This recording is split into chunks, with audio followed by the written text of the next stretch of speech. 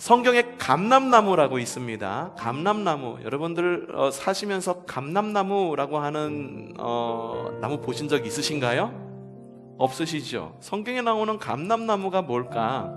근데 이 감람나무가 뭐냐 하면은 올리브나무입니다. 이 올리브나무가 가지고 있는 여러 의미들이 굉장히 많거든요. 오늘 그 이야기를 좀 하려고 그러거든요. 과연 이 올리브나무가 추수감사절하고 무슨 의미가 관계가 있는지 함께 좀 생각하면서 묵상하는 시간 되시기를 바랍니다.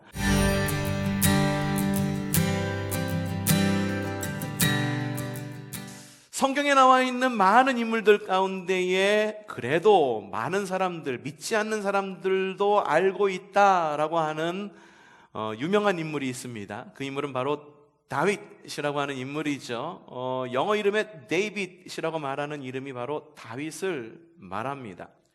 다윗은 유명한 인물이에요. 유명한 이유가 골리앗을 이겼고 이스라엘의 두 번째 왕이었기 때문에 유명을 하지만 처음부터 다윗이 이렇게 유명하지만은 않았어요.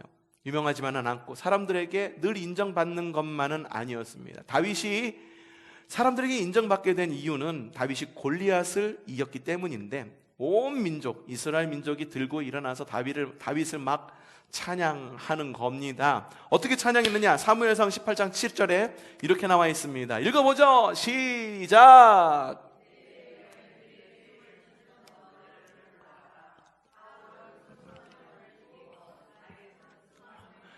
야, 수천 명 죽이고 수만 명 죽인 것이 찬양의 이유가 될지 어쨌든 그게 좀 잔인하다라고 느껴질지는 모르겠지만 이 당시 이스라엘 백성들은 압제당하고 많이 박해를 당하던 시기였었어요. 그래서 적을 물리친 것에 대한 찬양이었죠. 그런데 어떻게 찬양하냐 하면은 다윗이 죽인 자는 천천히요, 사울이 죽인 자는 천천히요, 다윗은 만만이다. 개역개정 성경엔 그렇게 써여 있죠. 세번역 성경에는 다윗이 죽인 자는 수천 명이고, 그리고 사울이 죽인 자는 수천 명을 죽이고 다윗은 수만 명을 죽였다라고 이야기를 하고 있는 거예요. 누구의 승리가 더 크다는 겁니까? 사울이 크다는 거예요? 다윗이 크다는 거예요? 다윗이 훨씬 크다라는 거예요. 그런데 하필이면 그 시기가 왕이 누구였냐 하면 바로 사울이었다라고 하는 거예요. 왕이 버젓하게 두 눈 시퍼렇게 뜨고 살아있는데 백성들이 왕을 찬양하는 게 아니라 조그만 소년인 다윗을 찬양하고 있었다라고 하는 거죠. 사울이 어땠을까? 마음씨 넓으면은 껄껄껄껄 그러면서 그래 다윗, 그래 그런 사람이 우리 가운데 있다라고 하는 것이 얼마나 자랑스러운지 모르겠다라고 하면서 웃으면서 넘겨갈지도 모르겠지만 이 사울은 이미 그 마음 가운데에 이미 조금 악한 마음이 들어와 있었고 하나님의 계획하심이 있었기 때문에 사울의 이제 왕좌에서 내려올 때가, 그 시기가 이른 거예요. 사울이 분노를 합니다. 어찌나 크게 분노를 하는지 다윗을 잡아가지고선 암살을 하려고 암살조를 퍼뜨리고 암살조를 이제 파송을 하고, 그리고 자기도 창을 들고 다윗을 죽이려고 이러고 있는데 사울은 다윗은 사울의 이 분노와 암살의 위험을 피해가지고 광야로 도망을 하게 되죠. 다윗이 처음 도망을 해서 도착한 곳이 놉이라고 하는 땅이었어요. 그 땅에는 제사장 아히멜렉이 지키고 있었던 땅인데 아히멜렉이 다윗을 보니까는 깜짝 놀래요. 이거 웬일이야? 이게 다윗이 여기까지 왔네. 다윗이 이야기하는 거야. 나도 그렇고 내 부하들도 그런데 너무너무 배가 고파요. 밥 좀 주세요 라고 이야기를 했는데 아히멜렉이 이야기를 하는 겁니다. 우리에게, 여러분에게 주실 밥은 없고 단지 하나님께 올려드리는 진설병이라고 하는 것이 있는데 이 진설병을 드릴 수는 없습니다. 이걸 어떻게 해야 될까요? 하다가 결국은 주님께서 인도하심 따라서 이 진설병을 갖다가 제공받아서 배를 채우게 됩니다. 아히멜렉이 지혜를 발휘합니다. 그리고 주님께서 아히멜렉을 통하여 다윗을 살리기로 결정을 하세요. 다윗이 죽인 사람이 누구였다고요? 골리앗입니다. 근데 골리앗이 죽고 난 이후에 골리앗의 칼이 있었었는데 이 칼을 누가 보관하고 있었었냐 하면은 놉 땅에 바로 아히멜렉 그곳에서 보관하고 있었다라고 하는 거죠. 보니까 다윗이 너무 쫄쫄 굶고 무장도 좀 허술한 상태에서 나오니까 아히멜렉이 골리앗의 칼을 다윗에게 줍니다.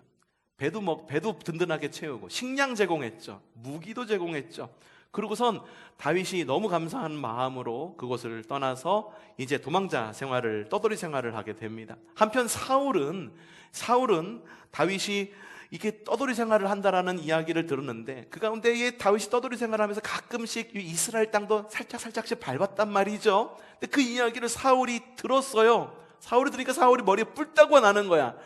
야, 정말 이놈이 말이야, 어떻게 내가 이렇게 눈을 시퍼렇게 뜨고 살아있는데 이스라엘 땅을 밟을 수가 있어? 니들은 뭘 하고 있는 거야? 손가락질하면서 분노 막 이러니까 옆에 있었던 신하들이 목숨의 위협을 느끼는 거죠. 야, 이러다가 우리 목까지 날아가겠다. 야, 큰일 났다. 이를 어떡하냐? 지금 당장 다윗을 잡아야겠는데 다윗을 도와주는 사람도 많으니까 도무지 다윗이 잡힐 생각을 안 하는 거죠. 근데 사울의 곁을 지키고 있었던 사람들, 신하들 가운데에 에돔 사람 도액이라고 하는 사람이 있었습니다. 이 도액이 가만히 듣자 하니까는 자기 목숨이 위태위태하겠다라고 하는 거죠. 그래가지고 이 사람이 야, 안 되겠다. 내가 내 목숨이라도 살아야지. 딴 사람은 그냥 죽을지라도 나는 내 목숨 살아야지. 처자식이 있는데 내 목숨이 중요한데, 내 건강이 중요한데 이거 어떡하냐 해가지고 자기 목숨 부지를 위해 가지고 그동안에 들었던 소식 가운데 하나를 풀어냅니다. 아유, 사울 왕이시여. 글쎄 다윗이 이 예루살렘을 떠나가지고 이스라엘 땅을 떠나가지고 놉땅이라는 곳을 들어갔대요. 근데 이 놉땅에 있는 아히멜렉 제사장이 다윗을 도와가지고 글쎄 다윗에게 식량도 제공하고 글쎄 무기도 제공했다라고 하는 거예요.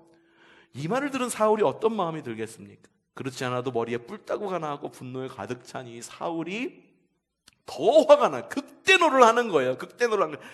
뭐라고? 그런 일이 있었다고? 도망자를 도왔다고? 안 되겠다. 여봐라, 사람을 보내가지고 아히멜렉을 당장 궁에 잡아오거라. 아히멜렉을 궁으로 잡아듭니다. 자초지정 이야기를 들으니까는 확실해. 사람들에게 줄 수 없는 진설병까지 먹이면서 하나님께 드리는 떡이거든요. 이 성소와 지성소에서 지성소의 안에 있는 하나님께 구별하여 바치는 떡이 진설병이거든요. 그거는 아무나 먹지를 못해요. 그런데 다윗에게 그것도 제공을 했고, 그리고 자기가 가지고 있었던 골리앗의 칼도 누구에게? 다윗에게 제공했다라고 하는 거지. 안 되겠다. 여봐라, 저자의 목을 당장 쳐라. 그래서 놉 땅에 있는 아히멜렉과 그의 일가를 갖다가 학살을 하기 시작하는데 무려 85명을 처형을 합니다. 뿐만 아니에요. 그 놉 땅에 있었던 사람들, 여봐라, 저 놉 땅에 있었던 저놈들도 봐라. 다윗이 들어온지 뻔히 알았을 텐데 그냥 보고도 신고도 안 하고 국번 없이 112, 1113으로 전화를 걸어가지고서는 신고를 해야 되는데 신고도 안 하고 그냥 보고만 했다. 안 되겠다. 놉 땅으로도 군사를 파견해가지고선 그곳에 있는 놉 땅 사람들을 갖다가 대학살을 하게 됐다라고 하는 거예요. 이게 사울과 이 다윗 간에 있었던 하나의 중요한 사건이기도 합니다. 그 이후에 다윗은 계속해서 도망다니기도 해요. 그런데 이 이야기를 지금 여러분에게 하는 이유는 뭐냐 하면 오늘 말씀이 바로 그러한 배경에서 기록된 다윗의 시이기 때문에 이 말씀을 여러분에게 드린 겁니다. 오늘 말씀 다시 한번 좀 그 부분만 좀 읽어봤으면 좋겠어요. 시편 52편 2절부터 5절 시작. 너 속임수의 명수. 이 지금 너 누굴 말하는 걸까요? 너 누구? 사울을 말하는 걸까요? 1번 사울, 2번 다윗, 3번 도액. 누구? 다윗 아니에요. 도액을 말하는 거예요. 도액이 고자질 해가지고선 거기 있는 사람들이 다 죽은 거잖아요. 너라고 말하는 건 도액을 말하는 거예요. 자, 읽어보죠. 다시 시작. 너 명수야.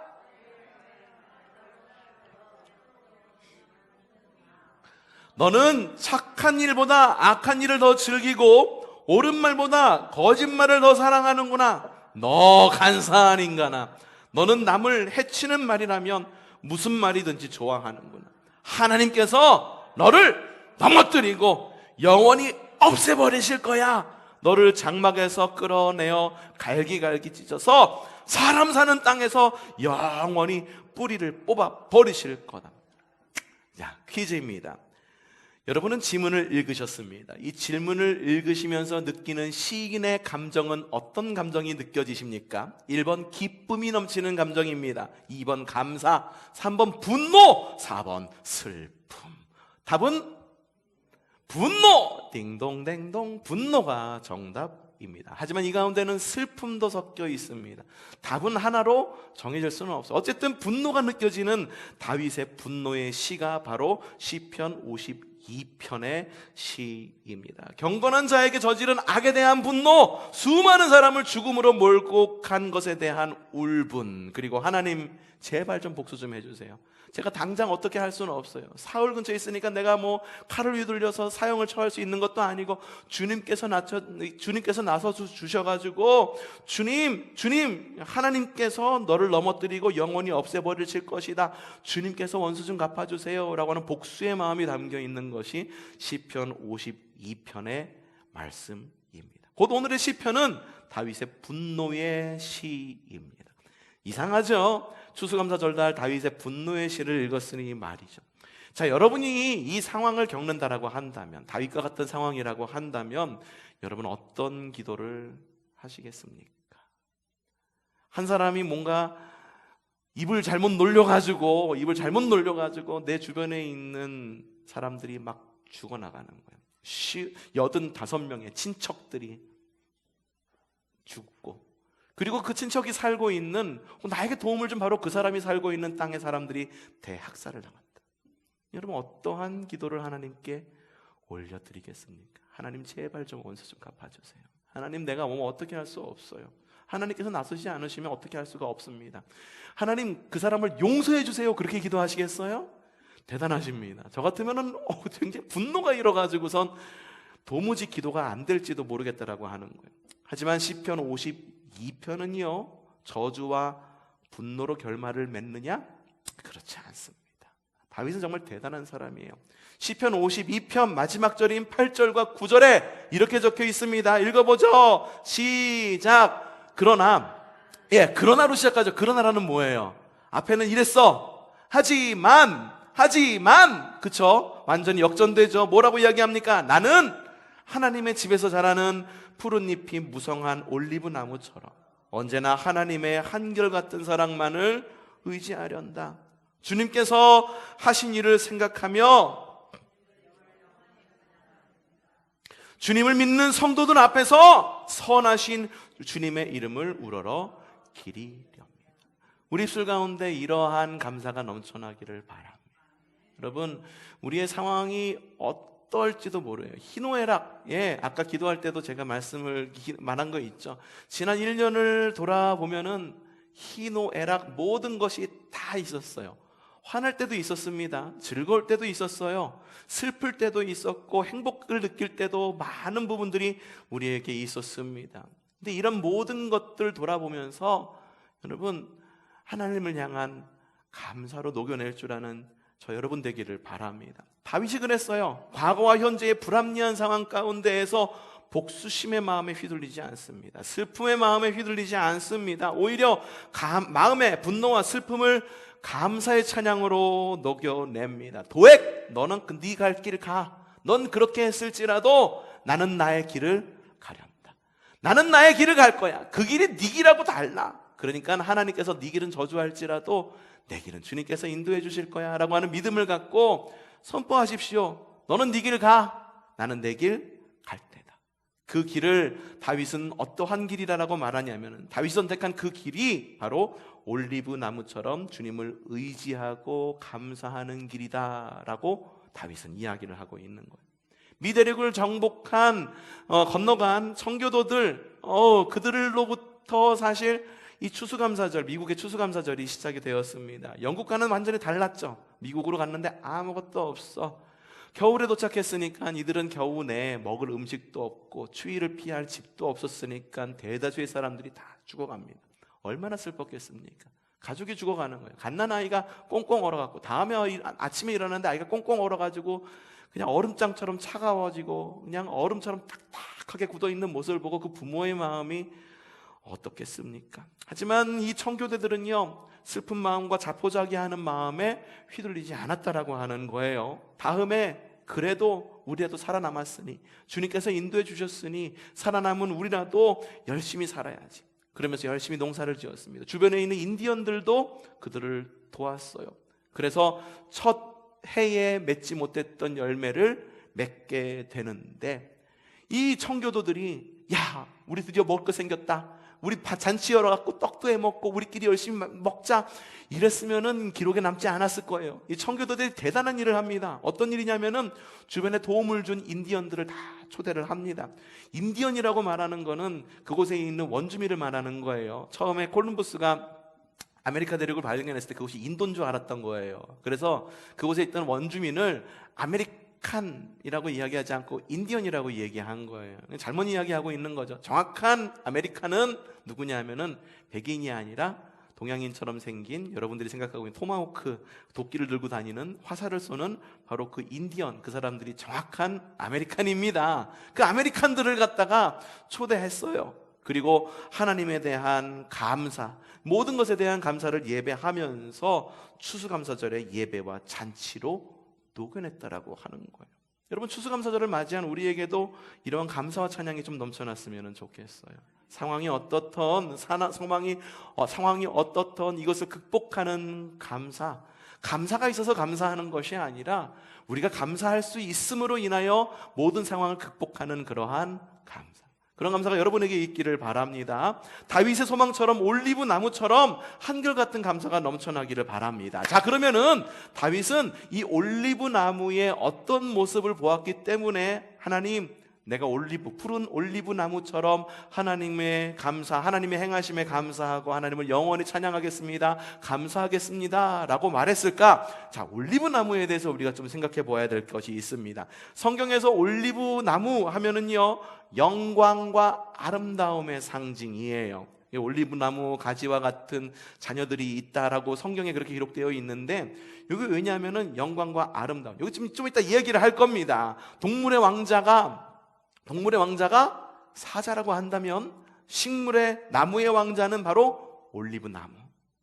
목자의 지팡이와 막대기, 시편 23편 보면은 그런 말씀이 나오죠. 주님께서 주님의 지팡이와 막대기로 나를 인도하신다라고 하는 말씀이 시편 23편에 나오는데, 막대기와 지팡이 모두가 다 재료가 뭐냐 하면은 바로 올리브 나무 가지로 만들어집니다.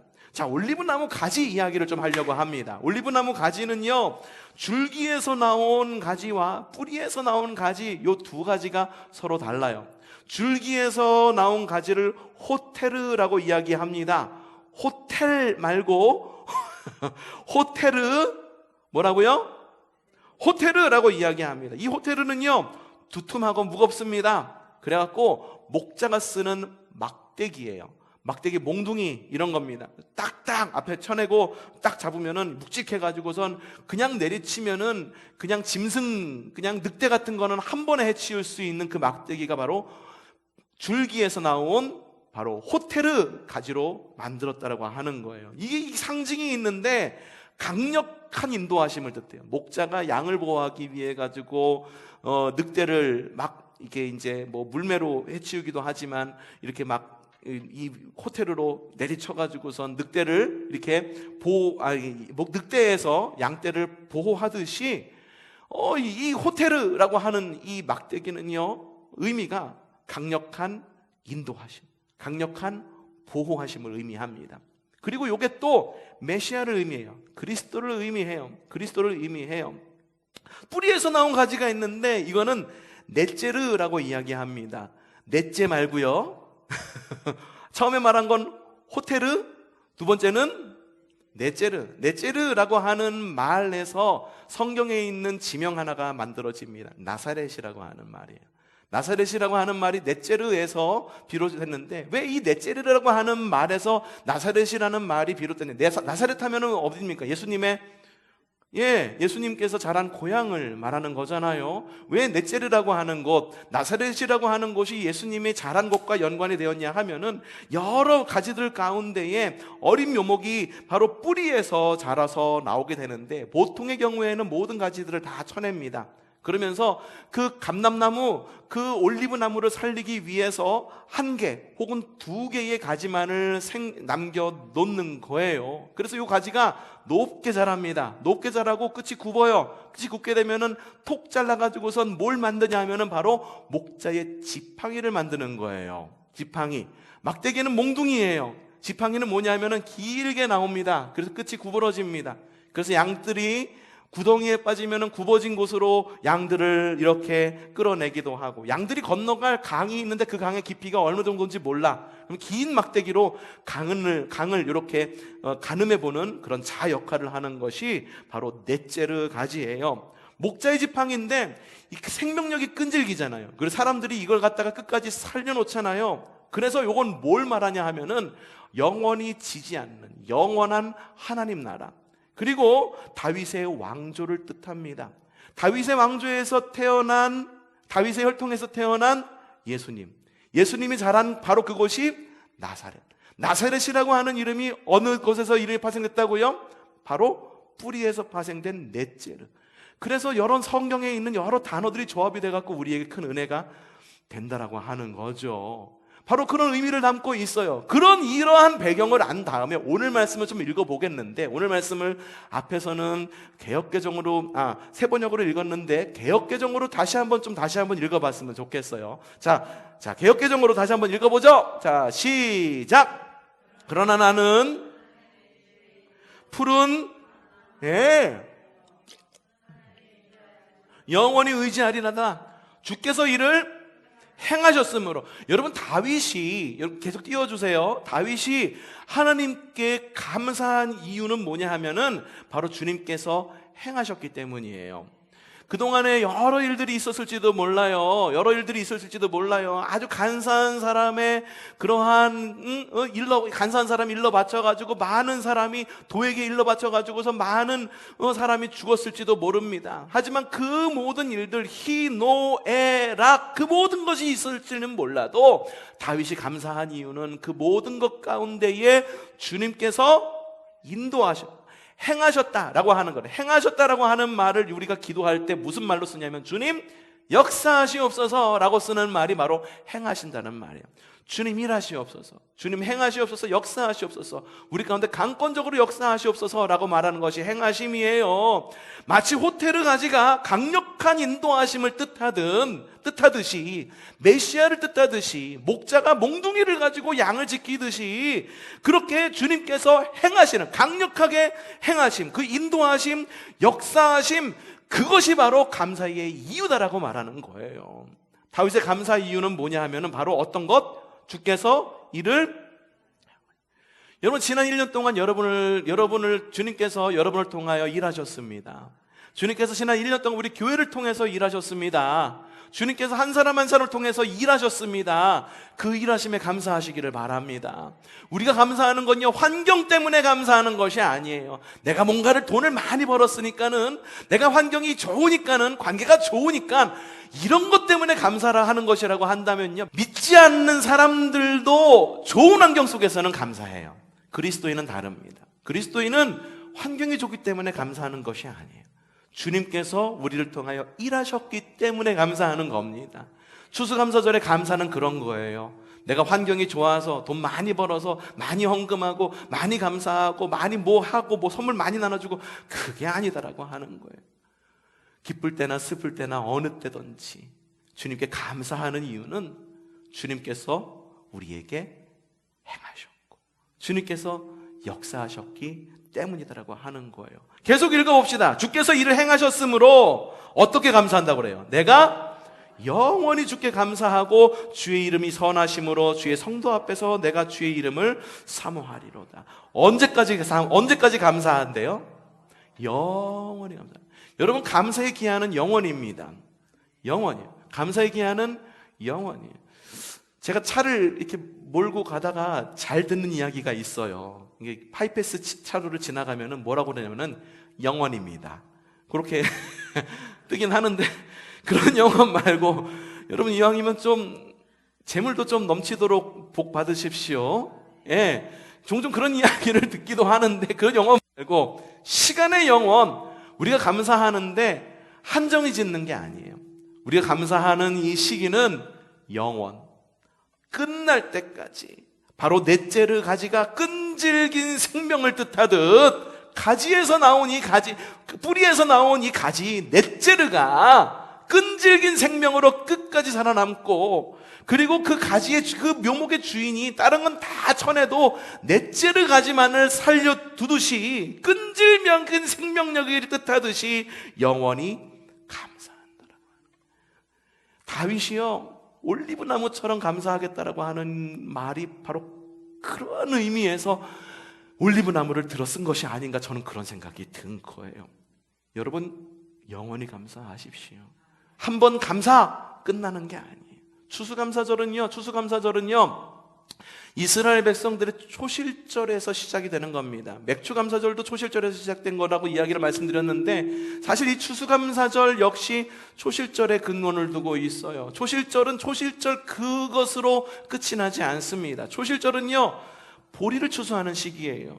이스라엘 백성들은 보리로 만족할 수가 없었어요. 이스라엘 백성들이 만족하는 것은 그들의 주식이 필요했는데, 주식은 밀이거든요.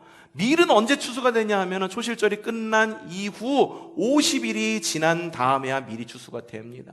그 초실절로 시작되는 그 감사의 절기는요, 그것 한 번으로 끝나는 것이 아니라 50일 이후에 오는 50, 이걸 갖다가 우리는 오순이라고 해서 오순절이라고 이야기를 하는데, 그래서 오순절에 미래 복, 오순절에 채워질 미래 복을 감사할 것을 준비하는 시기, 그것을 뛰어넘어서 주님 다시 오실 때까지 감사하며 생활하겠다라고 하는 믿음의 결단이 담겨 있는 것이 바로 오늘의 추수감사절이라고 말하는 거예요.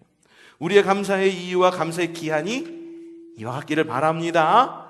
그리고요, 올리브 기름에 대한 이야기를 좀 이야기하려고 합니다. 올리브 기름 이야기하니까는 어느 그 치킨 회사에서 우리는 올리브 기름으로만 튀겨요라고 하는, 그래서 더 고급진 걸로다가 이렇게 이야기를 하기는 합니다만, 이 올리브 기름이라고 하는 거는요, 사실 치킨 튀기기 위해서 올리브 기름을 짜기 시작한 것이 아니라, 이 올리브 기름이 활용도가 너무너무 많아요. 올리브 나무는요, 올리브 오일을 제공을 하겠는데요, 이 올리브 오일이 상징하는 성경적인 또 의미가 있습니다. 기쁨, 또 복을 상징합니다. 이스라엘 노인들이 장수해요. 그리고 일본 사람들이 장수합니다. 이유가 뭔지 아십니까? 이게 연구하다 보니까는 올리브 기름을 많이 먹어서 그렇다라고 하는 그런 이야기가, 연구 결과가 있더라고요. 이야기 들으면 또 그러겠죠. 아, 그러면은 난 오늘 집에 가가지고 배도 고프니까 올리브 기름에 튀긴 치킨을 사 먹어야겠다. 그거 먹는다고 해서 오래 살지는 않습니다. 다만 올리브 기름이라고 하는 것이 가지고 있는 것이 기쁨과 복을 뜻하기 때문에 여러분들에게 말하는 거예요. 올리브 열매는요, 9월에서 10월 정도면은 푸르게 익습니다. 그럼 그걸 갖다가 수확을 해요. 푸른 올리브는요, 그걸 갖다가 피클을 만들어요. 피클을 만드는 이유는 하나예요. 오래 저장하려고. 우리나라는 오래 저장하려고 소금에 절이죠. 근데 이스라엘 사람들은 이걸 피클을 만들어요. 그것도 소금에 절이나요? 식초에 절이나요? 비슷하죠. 그래서 절여서 오래 보관하려고 피클을 만듭니다. 그리고 11월 초쯤 되면은 검게 올리브가 익어갑니다. 올리브가 검게 익어가요. 언제쯤에? 11월 초. 바로 이 시기에 익어간다라고 하는 거예요. 어쩌면 이렇게 시기도 딱딱 잘 맞는지 모르겠어요. 검게 익은 올리브에서 기름을 얻게 되는데 총 4번에 걸쳐서 추출을 합니다. 그 당시에 추출을 하는데 기계가 있겠습니까? 뭐가 있겠습니까? 아무것도 없잖아요. 그래서 압출기라는 거 하는 것을 쓰는데, 지렛대의 원리를 사용해가지고선 돌을 하나씩 올려가면서 차근차근 올리브유를 추출을 합니다. 첫 번째 돌을 올렸을 때 첫 번째로 짜는 기름이 나오는데, 이게 1등급 올리브유예요. 이 올리브유의 사용처는 단 하나입니다. 뭐냐 하면은 하나님께 드리는 기름이 바로 첫 번째 1등급 기름이다라고 하는 거예요. 여러분들 요거는 우리가 마음속으로 담고 있어야 돼요. 하나님께 드리는 것, 여러분 어떤 것 드리세요? 내가 다 쓰고 남는 것 드리세요? 여러분, 이거는 뭔가 잘못된 거예요. 여러분, 하나님께 드리는 거는요, 제일 먼저 짠 것을 하나님께 드리는 거예요. 제일 먼저 1등급을 하나님께 드리는 거예요. 그것이 바로 영적인 규칙, 영적인 규칙이다라고 하는 거예요. 올리브유를 처음에 짭니다. 그러면은 1등급 오일이 나오면은 그걸 갖다 하나님께 드립니다. 두 번째 돌을 올리게 되면은 두 번째 오일이 나오게 돼요. 지금 올리브를 갖다가 겹겹이 쌓아놓고선 계속 똑같은 걸로 이렇게 짜는 거예요. 다른 올리브가 아니라 두 번째 돌을 올리면 두 번째 오일이 나오는데, 이거는 가정에서 식용으로 이용을 합니다. 그리고 세 번째 돌을 올렸을 때 세 번째 기름이 나오게 되는데, 세 번째 짜는 기름은 생활 그리고 약으로 쓰입니다. 집안에 등불을 밝힐 때, 그리고 주님께서 내 머리에 기름을 부으시니 라고 하는 시편 23편의 말씀, 올리브유가 약용으로도 쓰였었죠. 그 약으로 쓰이는 것이 세 번째 올리브유였습니다. 네 번째 쓰는 짜는 기름은요, 그래도 많이 짜졌기 때문에 이제 먹기에는 조금 부족한 것 같아요. 그래서 뭘 했냐면은 그 네 번째 올리브유는 가공을 해갖고 비누로 만듭니다. 그래서 비누로 집에서 사용을 하게 됩니다. 그 남는 것이 있어요. 남는 것이 뭘까? 올리브 찌꺼기가 남게 되는 거죠. 이 찌꺼기도 그냥 버리지 않습니다. 그냥 버리지 않고 다 긁어 모아요. 그 다음에 생활에서 사용되는데 바로 땔감으로 사용된다라고 하는 거예요. 여러분, 올리브 나무는요 버릴 것 하나 없다라고 합니다. 다윗은요 그렇게 감사한 거예요. 버릴 것 하나 없이 하나님께 감사한 거예요. 슬픔도 하나님께 올려드려서 감사했고요, 기쁨도 하나님께 올려드리면서 감사한 거예요. 마치 올리브 나무에서 나는 것이 하나도 버릴 것이 없듯이 주님도요 그렇게 기도하셨습니다. 주님의 기도 하면은 떠오르는 기도가 있죠. 겟세마네 기도라고 하는 것이 있습니다. 겟세마네 기도는 주님께서 십자가를 지시기 바로 직전에 하신 기도가 바로 겟세마네 기도예요. 여기서 주님께서 기도하실 때 무엇이 되도록 기도하셨다고 그랬어요? 땀이 피가 되도록 기도하셨다. 이게 참 재밌는 스토리 같은 게 있어요. 주님께서 인류의 죄의 짐을 지시고 이제 십자가에 지셔야 되는 거예요. 올리브 프레스가 생각나지 않습니까? 짐을 지어가지고 돌을 올려놓아서 올리브 기름을 짜냈듯이 주님께서 인류의 죄의 짐을 하나하나 기도하면서 지시는 거예요. 첫 번째 짐을 지셨을 때에 하나님께 올려드릴 기름이 짜지고, 두 번째 인류의 죄의 짐이 짜여졌을 때에는 많은 사람들을 구원하기 위한 주님의 주님의 그 기름이 짜지고, 그래서 말하는 거예요. 뭐가 무엇이 되도록? 땀이 피가 되도록. 얼마나 그 무게가 무거웠으면은 올리브유가 그냥 4번에 걸쳐 갖고 짜지듯이 주님의 그 땀이 무엇으로? 피가 될 정도로 그렇게 기도하셨더라고 하는 거예요. 주님께서는요 남은 찌꺼기 밤새도록 기도하시고 정말로 쏟아낼 것이 없을 기진맥진해졌을 때에, 그때 가룟 유다가 부른 로마 군정에 의해서 잡히게 되어 십자가에 올리게 되는 거예요. 주님은요 다 태우셨어. 올리브유처럼 모든 것을 다 쏟아놓으셨어. 땀이 피가 되도록 모든 것을 다 쏟아놓으신 다음에 남은 찌꺼기 육신마저도 활활 타오르는 횃불이 되어서 십자가 위에 횃불이 되어서 인류를 구원하셨다고 하는 거예요. 이게 더 우리에게 은혜가 되는 이유가 뭔지 아십니까? 이 겟세마네라고 하는 이 지역의 이름이, 겟세마네라고 하는 이름이 올리브 기름 틀이라고 하는 뜻을 가지고 있기 때문이에요. 여러분, 우리의 감사도 버릴 것이 하나 없기를 바랍니다. 하늘을 돌아보면 희노애락이 교차할지는 모르지만 모든 것을 감사의 찬양으로 녹용해내는 저와 여러분들이 되기를 바랍니다. 다윗은 극심한 고통과 분노와 슬픔 가운데에서도 주님을 감사하며 찬양을 합니다. 올리브 나무, 아낌없이 주는 올리브 나무처럼 주님께 감사하며 그의 관심을 환경에서 주님에게로 돌립니다. 올리브나무의 상징처럼 목자의 이끄심에 감사하고 영원한 주님 나라처럼 영원히 감사하겠다라고 다윗이 그렇게 이야기를 합니다. 다윗의 환경이 좋았기 때문에 그렇습니까? 다윗은 지금 쫓김을 당해가지고 광야에서 생활을 하고 있고, 사울은 죽이려고 쫓아다니고 있고, 그리고 그를 도왔던 아히멜렉 제사장도 죽음을 맞이하는 그런 비참한 생활 가운데 있었다고 하는 거죠. 여러분, 모든 상황을 뛰어넘어 감사하십시오. 추수감사절을 맞이하는 우리의 감사가 다윗의 감사와 같이를 되기를 바랍니다. 그리고 올리브 나무와 같은 감사가 되기를 바랍니다. 그리고 기도하십시오. 주님, 내가 가진 것 아무것도 없어요. 내가 너무 힘들고 그리고 너무 살다 보니까는 내 모든 온몸에 기름이 다 빠져나간 것 같아요. 하지만 주님, 혹시나 내가 필요하시다고 한다면 내게 남은 것 이 찌끄러기 하나뿐인데 이 찌끄러기마저도 주님께서 필요하시다고 한다면 태워서 주님께서 나를 사용하여 주시옵소서. 이렇게 기도할 줄 아는 여러분들 되시기를 바랍니다. 지난해 어떤 날들이 있었습니까? 삶의 희노애락 그 모든 것들을 감사의 찬양으로 온전히 주님께 찬양과 감사로 올려드리는 추수감사절이 되기를 바랍니다. 한번 옆에 있는 사람에게 인사를 좀 나눴으면 좋겠어요. 모든 일에 감사합시다. 인사 나눕시다.